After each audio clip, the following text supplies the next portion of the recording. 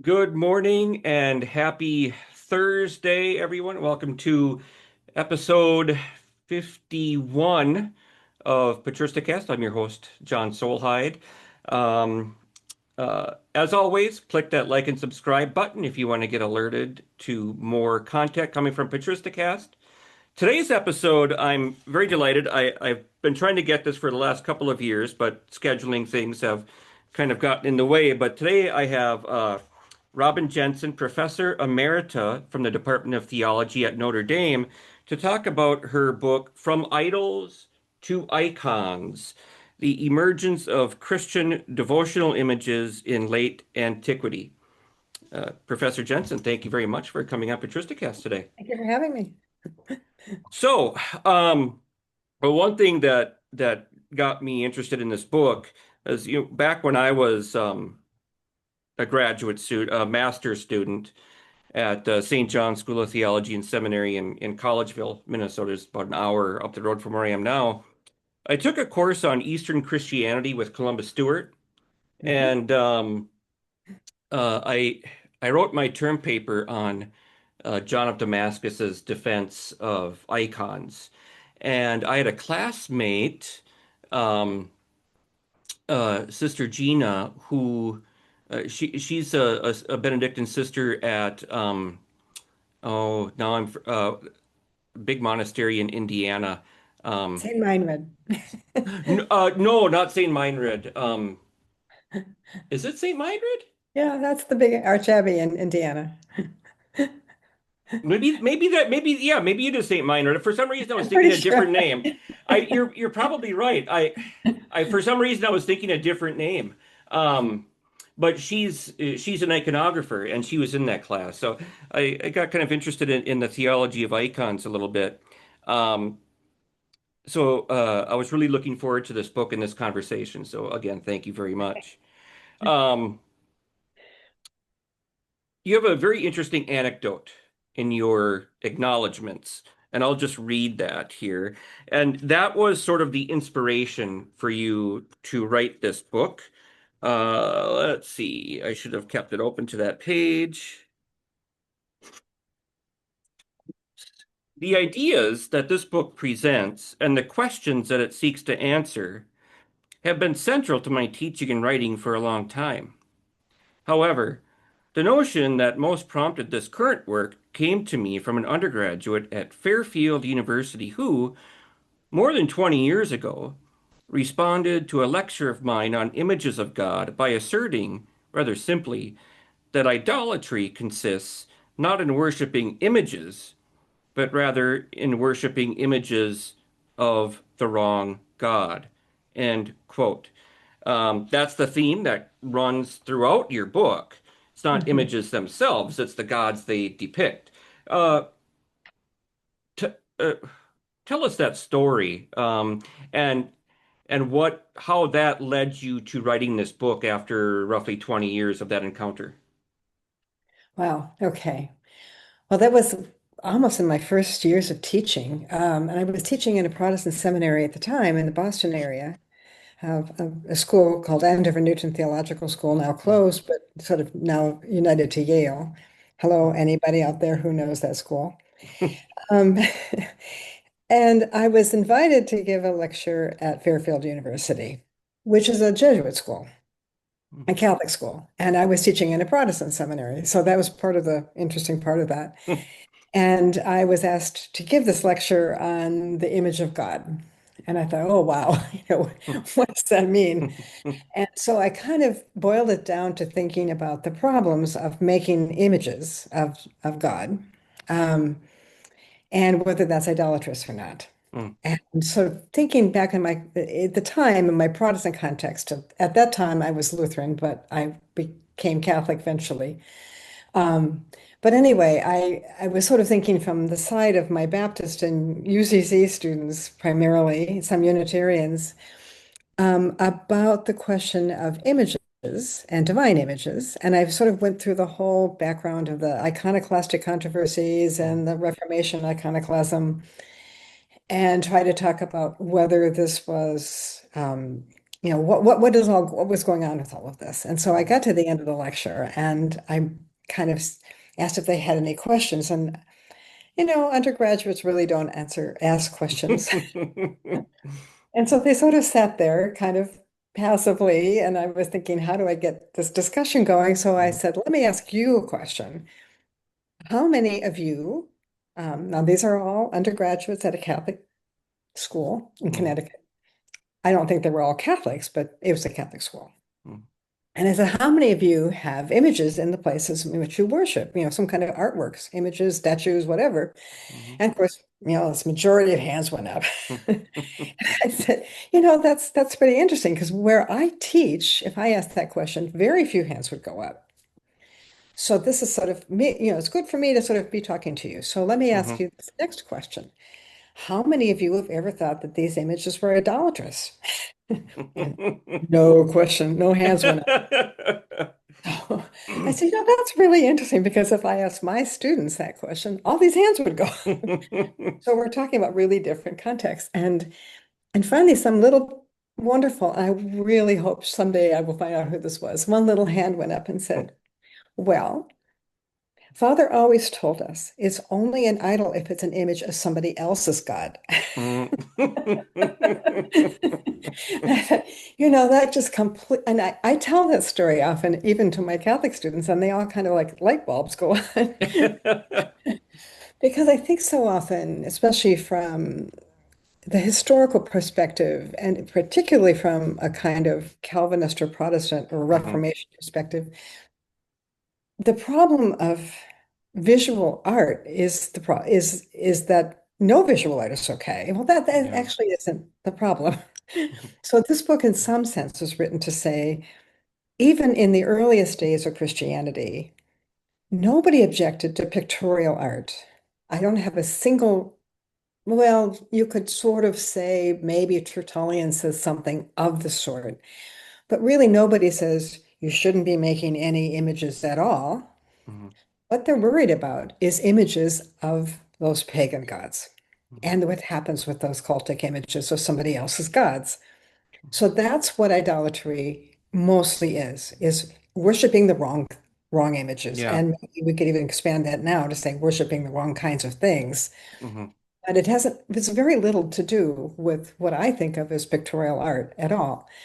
And even someone like John Calvin later kind of allows that. In fact, historical images or biblical images, those could be okay. They could be didactic. They could be edifying in some way. Well, I have a hard time with that. I'll tell you another quick story. Often I'll introduce the subject to my students by saying, in the I don't know how many years now I'm working on this and been teaching it, maybe over 30, 35 now. I can't tell you how many times people tell me about Gregory the Great and how Gregory said, it's okay. Pictures are the Bible, for the illiterate. Mhm. And I say, well, that's true. He more or less did say something like that. But Mhm. you understand that for a person who's an artist, that's kind of insulting.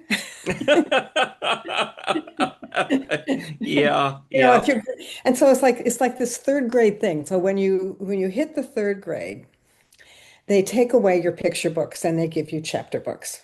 Mhm. And now you've grown up. You're no longer a kid who needs pictures. Now you can get away with just having words. And isn't that better? No, it's not better. Well, that's kind of interesting though, because Gregory in the 6th century, I mean, by that time, literacy rates probably had not improved all that much in the empire. Right? I think William Harris estimates that probably around 15, no more than 15% of the empire was literate. So perhaps, you know, he was speaking to a reality that, a lot of people didn't have the ability to read words in the written page. Well, two things to that. I think you're right. I mean, I think that's probably true. But let's remember that a lot of people who were literate still like pictures. It They wasn't like liked pictures, yeah. it wasn't only for the illiterate people. It's for everybody, right? Mm-hmm. And it's sort of this interesting thing that we also sort of think that words are only illustrative. They just do Bible pictures. And Mm, that's going to get me to another subject. And so what they don't just illustrate stories, they interpret the stories. They do a whole lot more work than just giving you like, I don't know. It's not just to teach.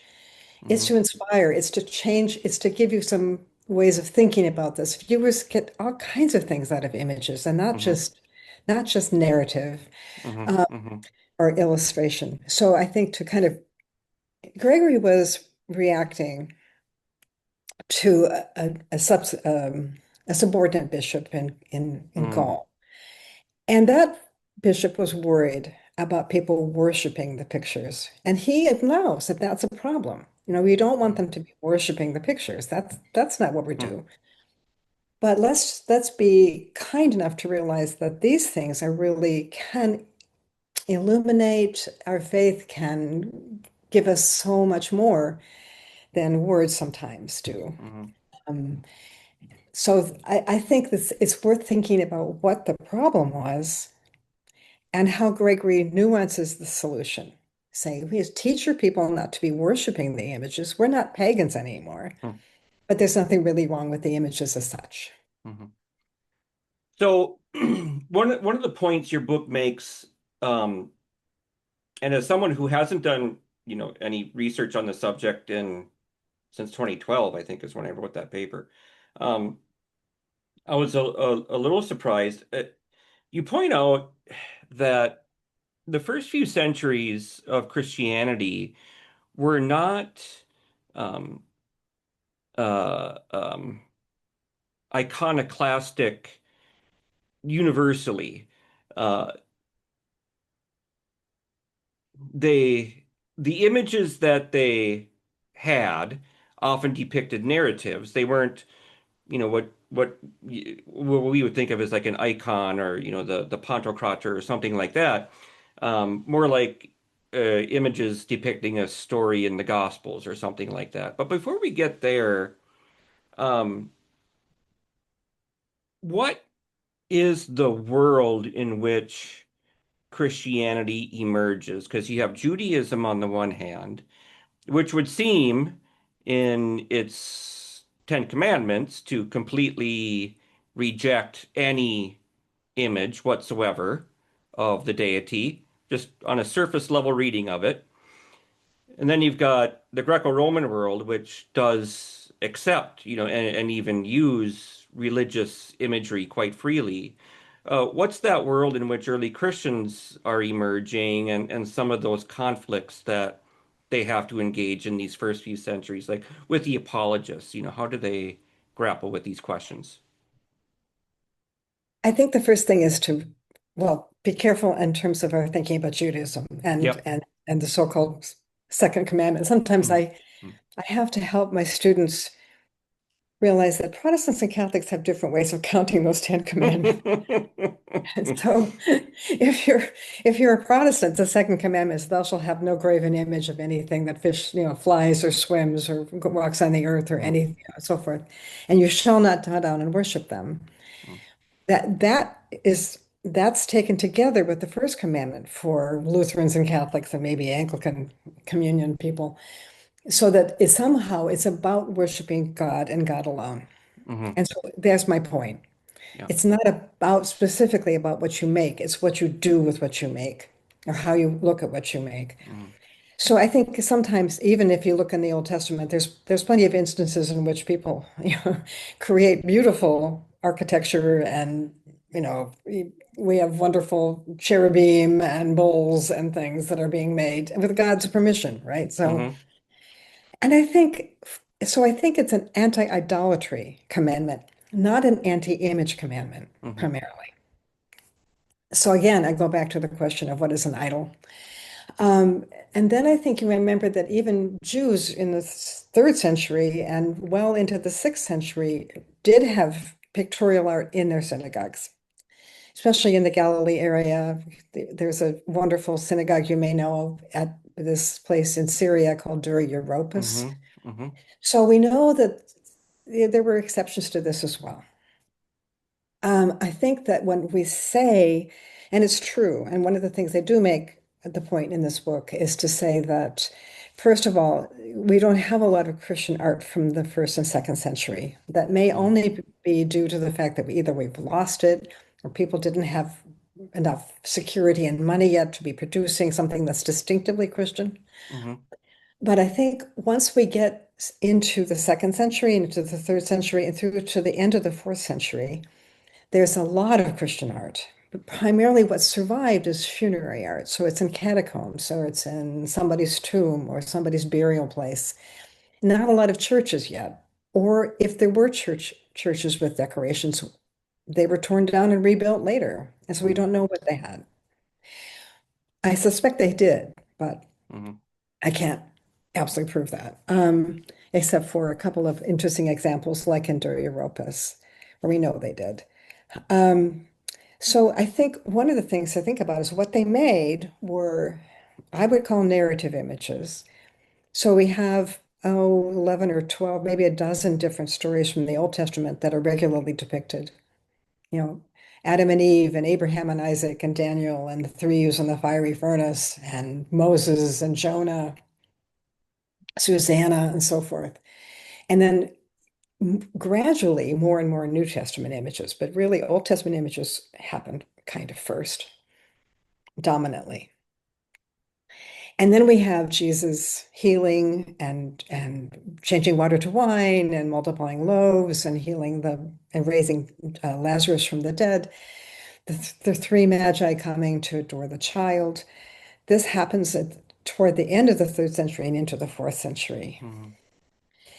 My argument is that these are, again, and coming back to what I said earlier, these are not just purely illustrative. You have to figure out why these images may be in a funerary context. Um, are these just, and they're very abbreviated. So you only have Abraham just holding his knife above his son, or you have Jesus just calling Lazarus out of the tomb.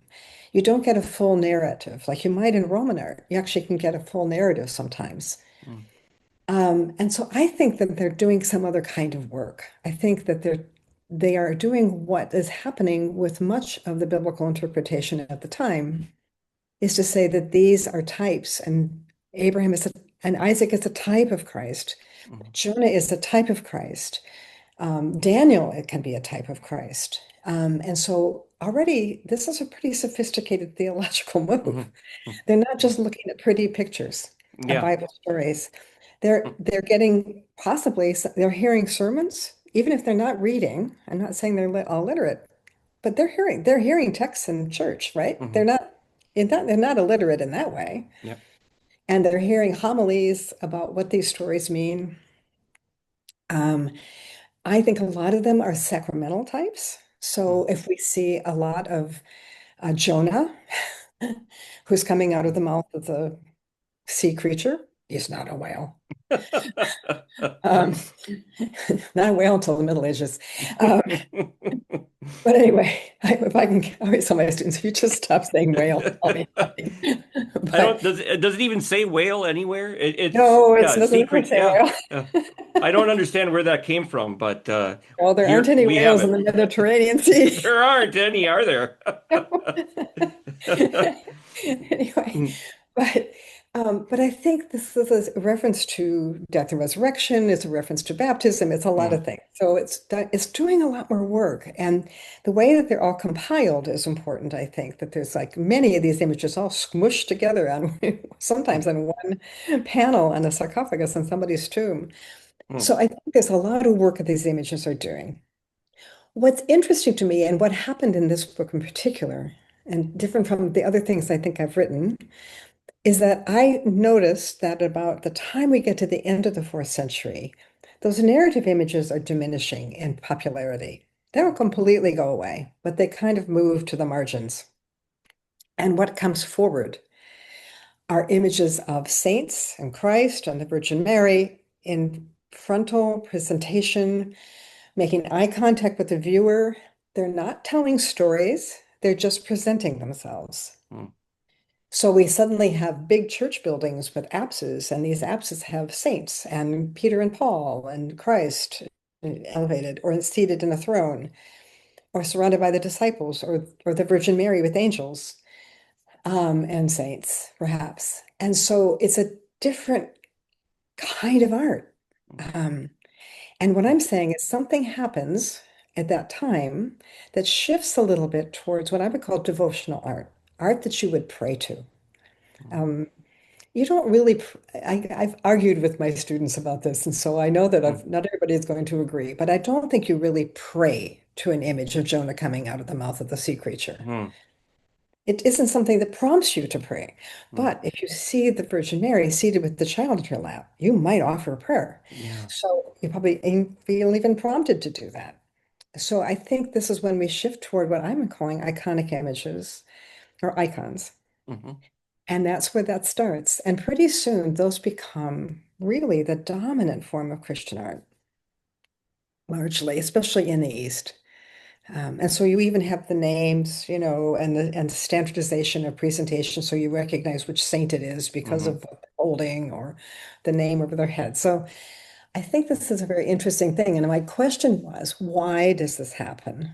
What makes this change? And to be honest with you, I'm not sure I really answered the question. I'm still thinking about it a lot. But I talk about it as a kind of, we often say this material turn that happens in the fourth century.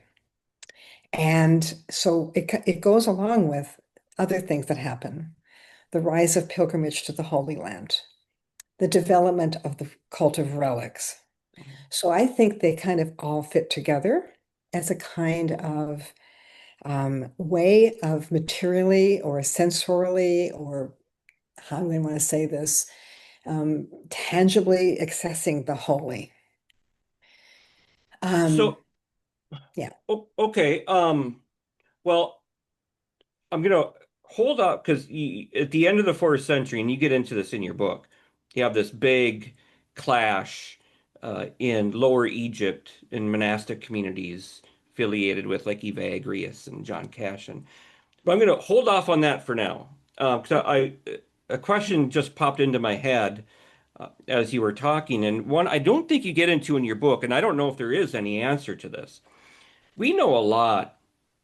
Well, we're knowing more and more about the people who wrote our early Christian literature. I'm not talking about like the big figures, the fathers of the church who, you know, produced these texts, but the actual scribes who wrote them and copied them. We're learning more about them. Do we know anything about the people who produced this religious imagery? no, It's- almost nothing. I always have to laugh. People will often say, "What's your favorite artist?" I'm going, I don't know. We don't know anything about the Honest. people who painted the murals in Dear Europos. We know nothing about them. No, we can assume a couple of things. We know Romans had workshops, right? So Mhm. basically, what I think is a practical kind of common sense answer that these were workshops of artists. They may not have all been Christians in these workshops. They probably didn't work only for Christians. They might have worked for lots of different people. They worked on, people came in and commissioned work to be done, and they sent off they were craftspeople. We talk about when do we start talking about art? I think the idea of an artist or even something called art is it's a little anachronistic for us to be talking about it that way. I Mm, think we should really be talking about artisans and mm, craftspeople and probably teams. They may have worked from copybooks. They may have had like sample books that they, mm. when I went in to buy a grave marker for my mom and dad with my two sisters. And you go into the monument shop, and the guy doesn't say, "Well, I'm an artist." He shows you a big book full of things that you could choose, including the guy who's the fisherman and the guy who's like on a motorcycle and all the other goofy things that you could choose. And so, then there's the Good Shepherd and the angel, and so Mm, I think looking at something a little more like that, there probably were really, really fine, wonderfully skilled craftspeople, and so some of the works are going to be much better and much higher quality than others. That's just the nature of the beast. Is still the way it yeah, is today, I think. But I don't think there was this "I'm an artist" attitude. yeah. And this is my work. And in fact, I have to be kind of honest and say that much of what I work with isn't really great art. It's really interesting to me, but It it's is, yeah. not necessarily great art. Okay, so perhaps we can get back on some surer footing now and talk about this transformation from narrative art to more what you call devotional art. And this really bursts onto the scene in John Cashin's conference number 10.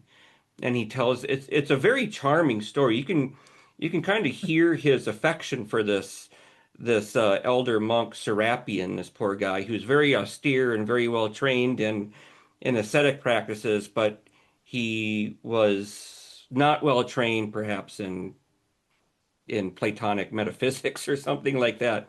And he laments, when Theophilus writes this letter and says, "No, we can't pray to physical representations of God," and he says, "They've taken my God away from me." What's going on there? And do you think that in the background of that is not just mental representations in prayer, like mental representations, but do you think they were perhaps already starting to see the use of devotional images and people were starting to say maybe this is a problem, and then you got uh, other people who say no, this is actually pretty helpful. What do you think is going on? Well, I do think that a lot is going on around this time. So, as you said, one of the things that comes up is a kind of controversy about, first of all, making images of God and even having mental ones. So, another instance of that story, a similar parallel to that, I think, is I should probably add the reference from my head, but I don't for sure. It's in Confession somewhere when Augustine says, Mm, I try and I try, but I can't completely obliterate that image I have of God as an old man. yeah. Um, Yep. and I think I often do this with students. I'll say, let's visualize God, and they all come up with the, white bearded old man with the gray hair. Yep. It And persists to this very day. it It's persists. amazing. And I suppose some people who are from the Eastern Christian tradition, particularly, will insist that's the Ancient of Days. It's not really God. Okay, and then there's African Americans who will sometimes still point out to me that then in the Book of Revelation, this figure is described as having woolly hair and so forth. I'm going, I Mhm. know, but I honestly think I'm not sure where this comes from. Well, I think I do know where it comes from, Mhm.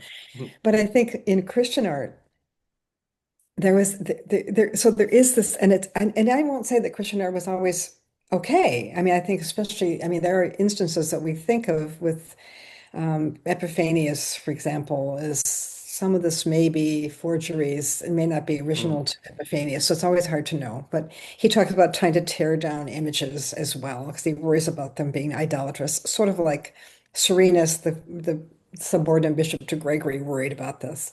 Mhm. So there is some controversy, which the best thing about that controversy is it tells me it's going on, right? Mhm. I Mhm. mean, Mhm. whenever you try to prohibit something, you know that's what's happening, Yep. right? So Yep. Yep. anyway, so you get that, but you sort of sense that there is some discomfort with images. And there's also people who are really championing. Paulinus of Nola explains why he's putting images in his church. He wants to create a tourist attraction so he can get them out of the graveyard where they're Mm. drinking and carousing. He wants them in the church. And so I'm going to give you something to look at. So he does that, and he explains why he does that. And that's exactly why he does it. So you have, you've got, that this is kind of controversial. It's kind of happening around the end of the fourth and into the fifth century, and not everybody's on board. And there are people who are worrying about idolatry, that worshiping images again. There's a prohibition even as early as around 300 in the Council of Elvira that says, we shouldn't be worshiping images. Don't let people worship the images painted on walls. So, which just tells us that people are doing that they're making these images, that their church authorities are worried about how they're being used. At the same time, we know they're Mm. happening. And so there's a couple things. First, my question is, and I think I alluded to this, why does it begin to happen? Why do we start to see this shift toward images that you could worship, right? As opposed to just narrative Bible story images. And one of the standard answers that often comes up is that, well, they believe in the incarnation, and this is kind of John, Yeah. gets us back to John of Damascus, Yes. Yes. who defends images largely on the basis of the fact that God was incarnate and could be seen, and so therefore had a face, and so we Hmm. can depict him. I think that's true. I'm not debating that, but I don't think you can say that they didn't believe in the incarnation until the end of the fourth Yeah. century. So something else has to be going on around that time that kind of makes this interesting shift from a kind of rejection of materiality, which I think happens a little bit in the early period. So, Hmm. you even have Paul saying, we don't have temples, we don't have altars, we don't have shrines, we don't have images. I don't quite say we don't have images, but it comes up to that. And then we do. So what's the difference? And I think it's the shift toward the sort of, as I said, the kind of tangible material um, affective relationship of people to both their mental images and their physical Hmm. images. And I don't, and it goes along with the shift toward sacred spaces, holy places, um, consecrated altars, saints' relics. Um, those things is a shift towards the tangibility of our devotion. And why do people want to do that then? It has very little to do, I think, with any emperor. I don't think it has much to do with an emperor at all. Um, People, if you're a good Calvinist, you might say, well, they backslid into paganism. That was the Hmm. problem. The church authorities weren't strict enough, Yeah. and they all Yeah. became, semi-pagan again. I don't think that's really the right answer either. Hmm. I think it has a little bit to do with the longing of people like Augustine and the natural longing to see the face of God and to see the face of the holy and to have some connection to it. I've linked it up to late Neoplatonism sometimes, only to say that they're doing the same thing. Not that they're one's influencing the other necessarily, but that's on the same track. Hmm. That there is a kind of desire.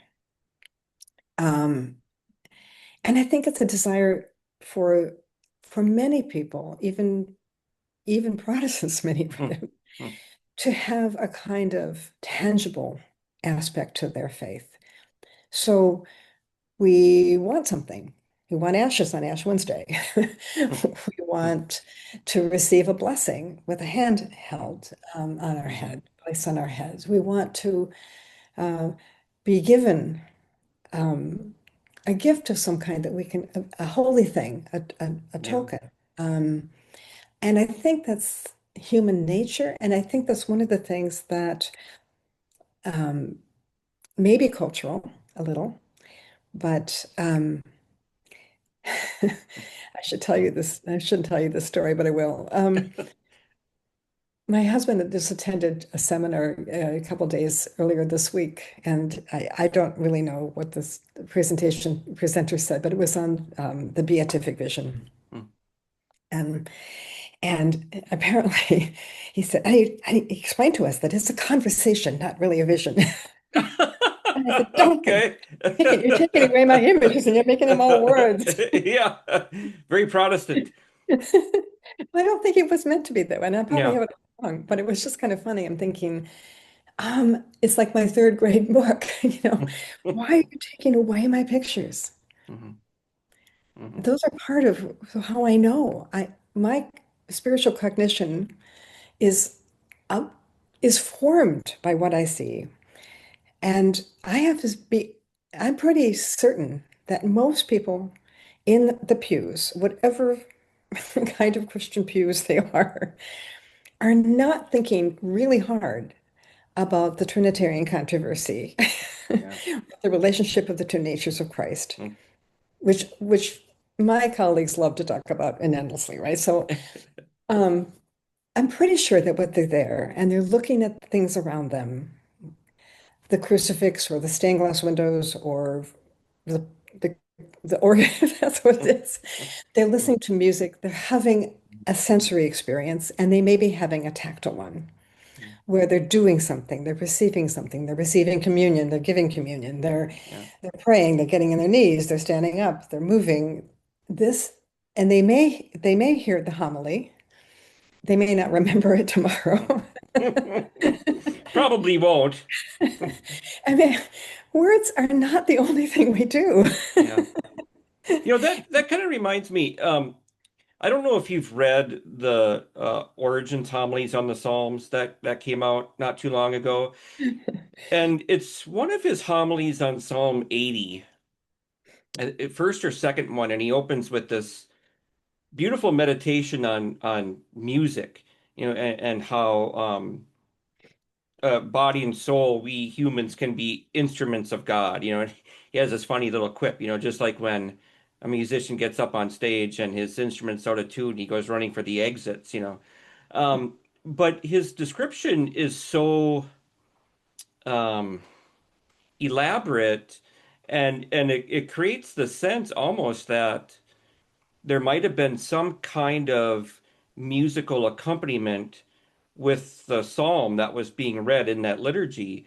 But then I get people who tell me, well, no, at this time in the third century, music was prohibited in liturgical services. What's your sense of that? Because I don't know if do we have evidence of that? I don't think we know, to be honest. But Hmm. I'm not a music historian, so I shouldn't Hmm. probably dip into this one. Yeah. Um, I've always assumed that they were chanted for sure. Yeah. And I don't know why you wouldn't have some instruments. Romans had instruments, and we've got instruments mentioned in the Psalms, right? And we've got Yep. instruments mentioned in the Old Testament. There's nothing. No, I mean, if you're Church of Christ, then you would say there were no instruments because Hmm. that's what they want to say, and maybe they have some feelings about that. But I would imagine that it's perfectly reasonable to think there was instruments. And yet again, I'm not a historian of music, Yeah. but I do think um, that we have to take seriously the environment of worship that people were. I mean, your question is a wonderful question, is what I'm trying to say, because I think that what people get when they come to worship is not just, and I'm not against words, I'm not against Mhm. homilies, but Mhm. but I think that it's so much more than that. Mhm. And these things inform us and form us. What we see, how we act, what we do, what we hear, what we taste, what we smell. Mhm. And and that sometimes we forget about how important that stuff is. And I think, moreover, I think as a historian, I keep trying to sell this idea that paying attention to the material reality, the physical spaces, the shapes of the spaces, the designs of the spaces, the scale of things, what's around you, is a way for us to know a lot more about early Christianity than simply reading texts. Mhm. And I'm not against texts, but I Mhm. think there's more than texts. And I Yeah. think one thing that I like to sort of remind my colleagues of, Mhm. and they don't like me to do this, Yeah. is that when I have something like a piece of archaeological evidence, I've got the real thing. Mhm. It wasn't written by a scribe in the Middle Ages and locked in a library someplace Yeah. Yeah. as a transmission. There's a first-hand witness.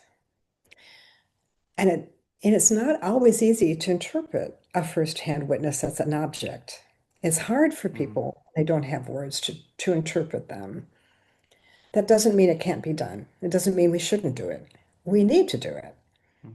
Um, and just because there's no text to explain it doesn't mean it can't be explained, or Mhm. it couldn't be a witness to what people had and what they saw and what mattered to them. I'll give you one more example. I've been thinking a lot about the fact I've just written an essay on the Gospel of John, early Christian art, for a big project on the Gospel of John. Mhm.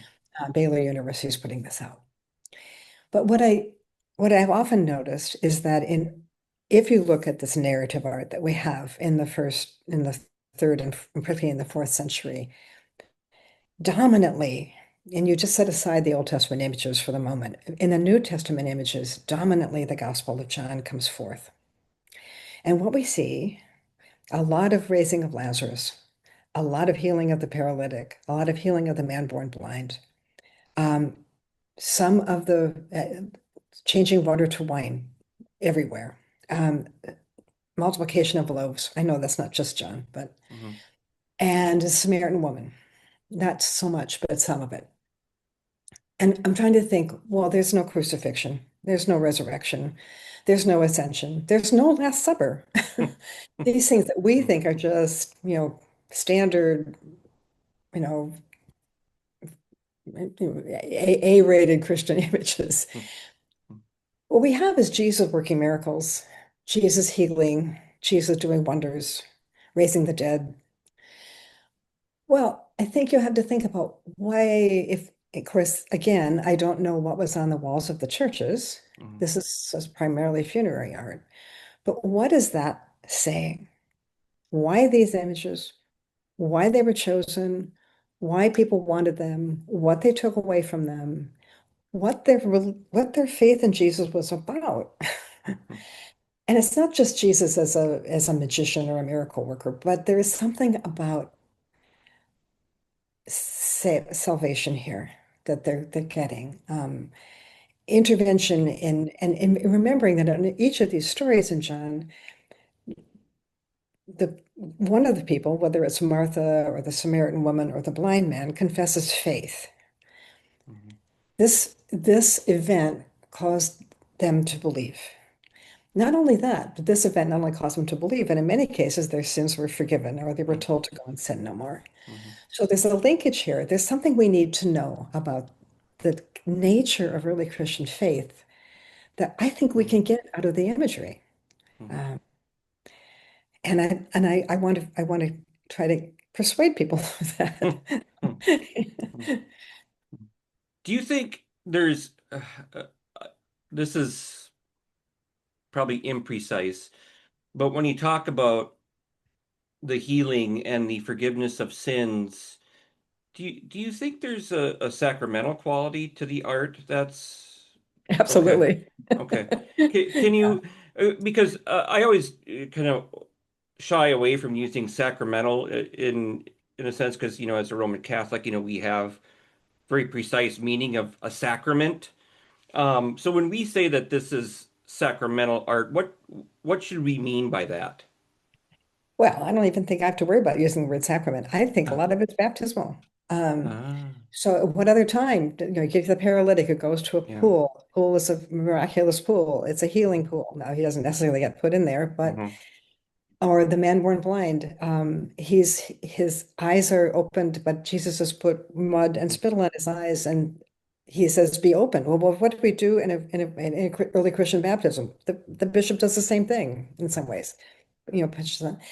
Um, the Samaritan woman, we just heard that in church, right? Hmm. Uh, it's all about living water and faith and overcoming sin. Hmm. And so if I'm a mourner and I'm commissioning a tomb for my husband, what I want to be assured of that there's life after death.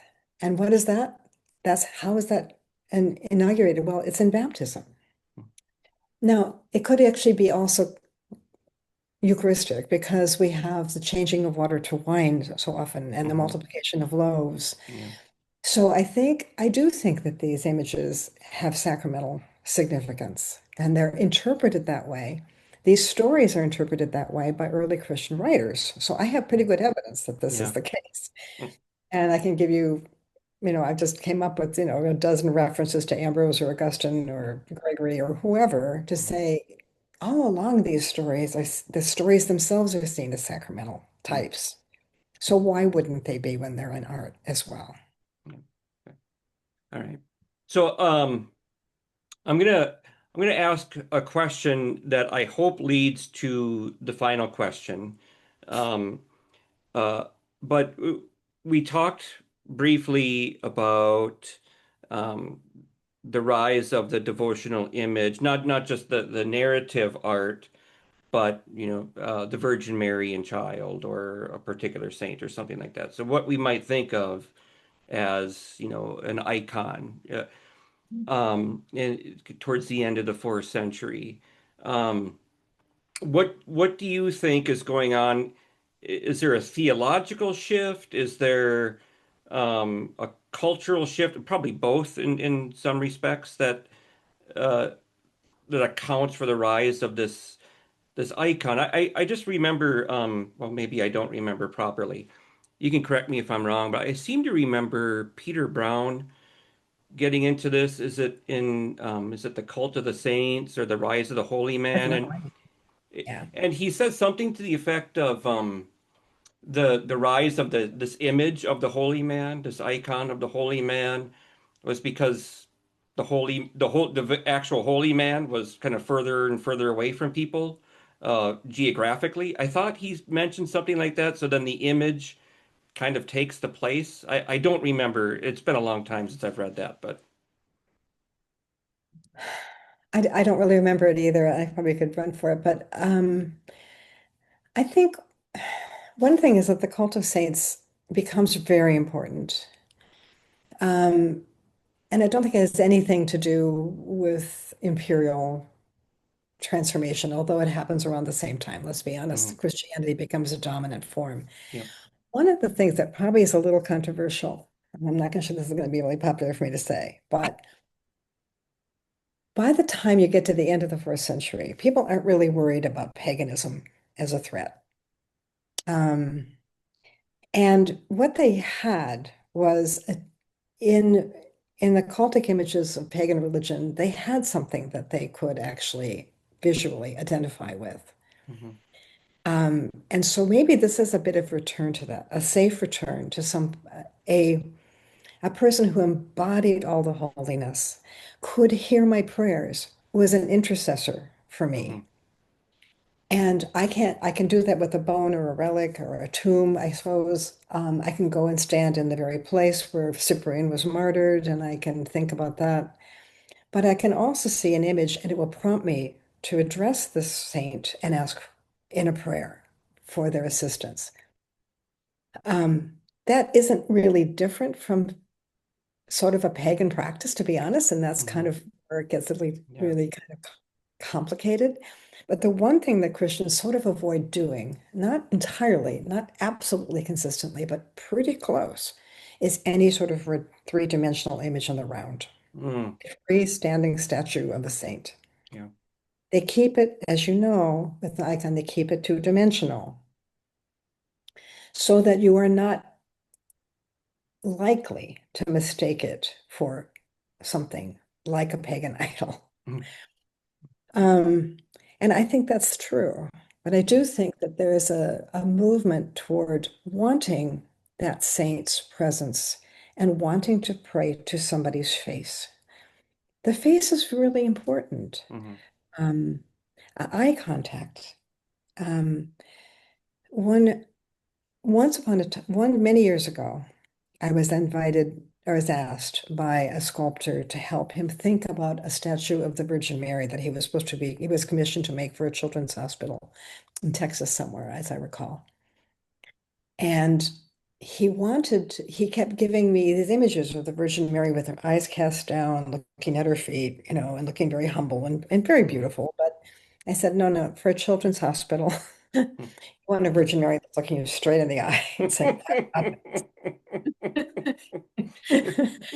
I don't think he took my advice, but I was pretty sure that I was right. So I don't know. I think Okay. that's what it is. Yeah. It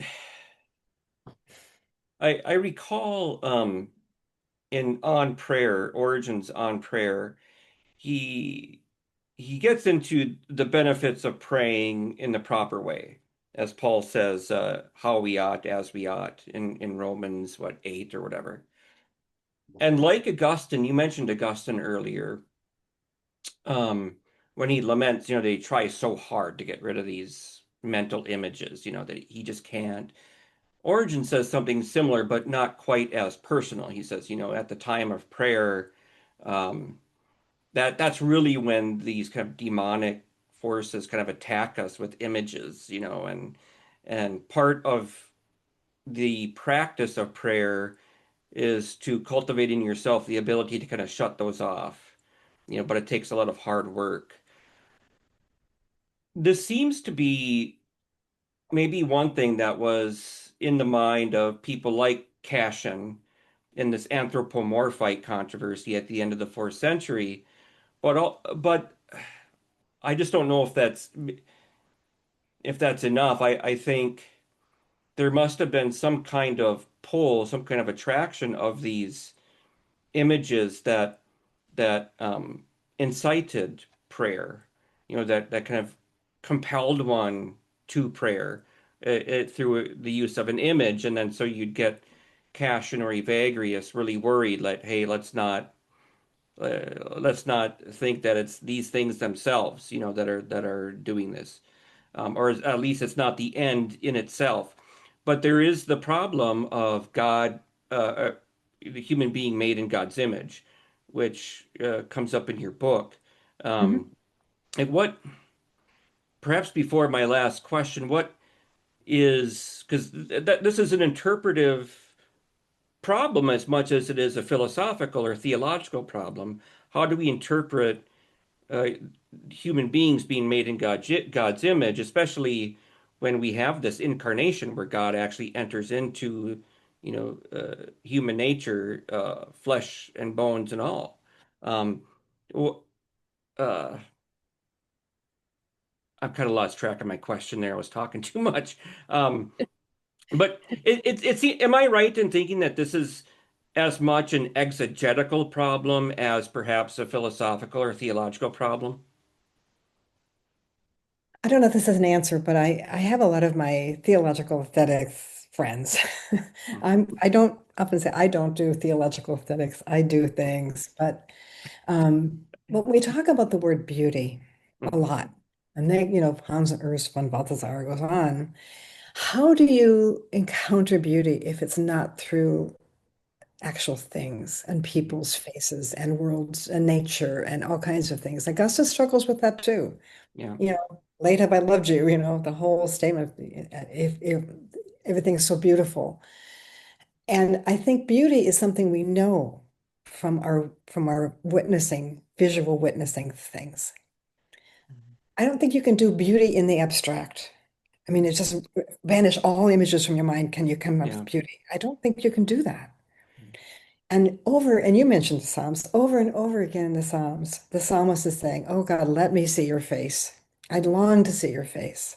And then you get to, the end of First John, I think it's, we will come to the end and we will finally see God's face and we'll know.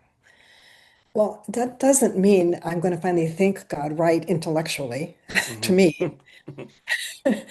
Or it's a purely rational, completely abstracted, non-image and an imageless experience. I think it's a fully imaged experience. Mhm. Um, we're talking about vision, and I think that being drawn to that beautiful thing is part of the experience of God. Um, it doesn't have to be pretty. It doesn't have to be something I like necessarily. It can be frightening, Mhm. but it is an experience, a sensory experience, and not just an intellectual one. Yeah. Well, good, because this is going to track right into my final question for you. Um, Beauty and being attracted to visual things that invite us into this experience. Uh, I talked about my former classmate, Sister Gina Vissel, and it is Meinrad. I was thinking Mundelein for some reason. That's what I had on the tip of my tongue. But yeah, Saint Meinrad's. She's an iconographer, and I remember somebody asking her something to the effect of, um, why do you follow these rigid rules in creating your icons, and why don't you exert some freedom and creativity, something to that effect. And her answer was quite striking. She said, because this is an orthodox practice, and if I start making icons according to my own standards and rules, I'm somehow um, usurping an Orthodox practice, and I want to be faithful to that tradition. I want to do my best to be faithful to that. So, um, why do you think the West never really picked up Mhm. on icons to the nearly to the same extent as the Orthodox, but Yeah, we do have religious art. What do you think explains some of that difference? The East icons, the West other forms of religious imagery, but not icons. that's a wonderful question, and I haven't really thought about it enough. The Eastern tradition does not like the kind of freedom of West. I mean, if you Yeah. remember the sort of a 19th century Russian movement to create something that looks a lot more like Western art, and that was Hmm. kind of rejected Hmm.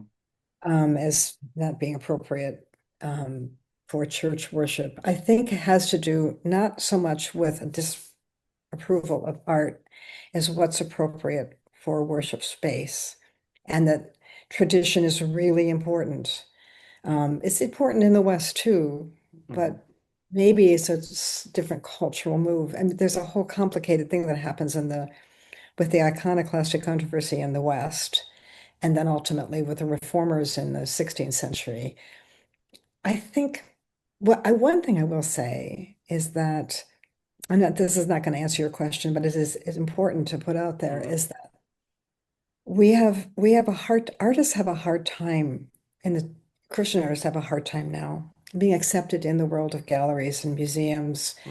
in a kind of secular world that's kind of pushed them out. They don't want stuff that has too much Jesus in it, for example. And I think I think that's been hurtful, both to the church, because what the church then has gotten is kind of all this kind of pre-made, prefab, mass-produced, out of a catalog material. And the artists haven't found their right place again as those who work for the church and from with the freedom to work for the church and not having to be told exactly what to make. Although it would be true that up until the 16th century, most of the work was done for the church. The art was done for the church, often by patrons who told them what to make. Um, but I think it's a really important distinction about what we use in worship and how that might be different than what we use in secular art or what we do for a museum or a gallery. And maybe not. I want to think more about that. And maybe somebody would, if they're listening to this, would give me some thoughts of theirs on this. It's a great question. It has a lot to do with tradition and respect for tradition. Yeah. And yeah, and she's right. She doesn't get to make up her own creed either. So, Hmm. you Hmm. know, Hmm. we Hmm. respect what we receive and we honor that. Um, we also have to respect the spirit and where the spirit's guiding people. And maybe that's not always going to be to the same place. I have a really special person who is sort of been a mentee of mine. And she produced an icon for me as a gift, and she may be listening to this and she'll recognize herself. And she's an icon writer, and it wasn't the usual. And she was working hard to sort of break some boundaries, and I cherish what she made for me. Yeah. I won't tell you more about it, but Well, this has been a very fun conversation. I think this is a very interesting book. I think I work with texts. I work with literature. That's what I do. Um, but it really is, I think, essential to recognize that theology is not only expressed and developed within a literary context, but also within this artistic context. And your book brings out some of the tensions that early Christians faced and how this shift towards kind of religious imagery really takes place. I would highly recommend people go out to get a copy. You've got some really beautiful illustrations here. Um, it really is magnificent. There's this one Jesus with Peter and Paul from around 450 from Rome's Santa Costanza Mausoleum.